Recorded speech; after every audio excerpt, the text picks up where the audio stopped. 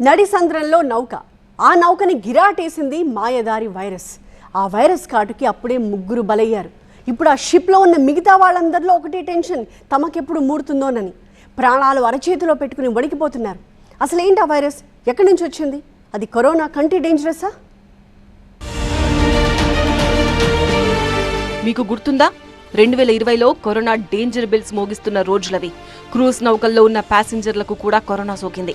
అప్పట్లో చాలా నౌకలను తీరాలకు రానివ్వకుండా ఆయా దేశాలు నిషేధించాయి. ఆ నౌకల్లో యాత్రికులు తమను కాపాడాలని వేడుకున్నారు. కానీ ఎవ్వరూ దయా కనికరం చూపలేదు. నౌకల్లోనే చాలా మంది కరోనా సోకి చనిపోయారు. సరిగ్గా ఇప్పుడు అలాంటి ఘటనే ఉలిక్కిపడేలా చేస్తోంది. ఓ నౌకలో అరుదైన వ్యాధి సోకి 3 మృత్యువాత పడ్డారు. మరికొందరు వ్యాధి బారిన పడి సాయం కోసం ఎదురు చూస్తున్నారు. అర్జెంటీనా నుంచి బయలుదేరిన ఎంవి హోండియస్ అనే ఈ డచ్ షిప్ లో 150 మంది ప్రయాణికులున్నారు. అట్లాంటిక్ ప్రాంతాల్లో ప్రత్యేక టూర్ కోసం ప్రయాణిస్తోంది నౌక. అయితే ప్రయాణం మధ్యలో అనుమానాస్పద వైరస్ లక్షణాలు కనిపించడంతో పరిస్థితి ఒక్కసారిగా మారిపోయింది.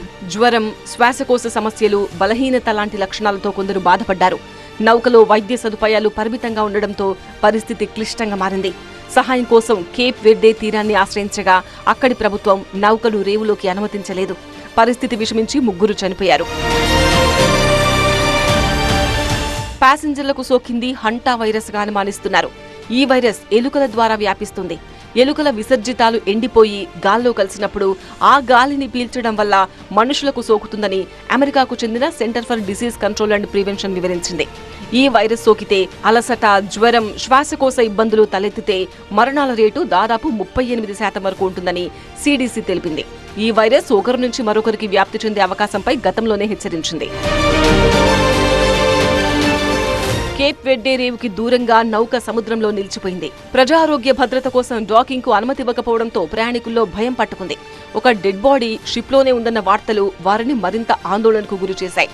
భారత్లో విదేశీ ప్రయాణాలు చేసేవాళ్లు, క్రూజ్ టూర్స్ ప్లాన్ చేసేవాళ్లలో టెన్షన్ మొదలైంది. హైదరాబాద్లోని ట్రావెల్ ఏజెన్సీలకు ఇప్పటికే కస్టమర్ల నుంచి కాల్స్ వస్తున్నాయని సమాచారం.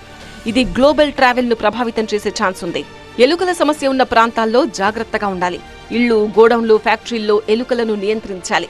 ఎలుకల మలం, మూత్రం ఉన్న చోట శుభ్రం చేసేటప్పుడు మాస్క్, గ్లౌస్ వాడాలి. బ్లీచింగ్ పౌడర్ లాంటి వాటితో శుభ్రం చేయాలి. నౌకలో ఏ వైరస్ సోకిందన్న దానిపై WHO ఎలాంటి క్లారిటీ ఇవ్వలేదు. తెలుగు రాష్ట్రాల వైద్యారోగ్య శాఖ అధికారులు మాత్రం అప్రమత్తతే రక్ష అంటున్నారు.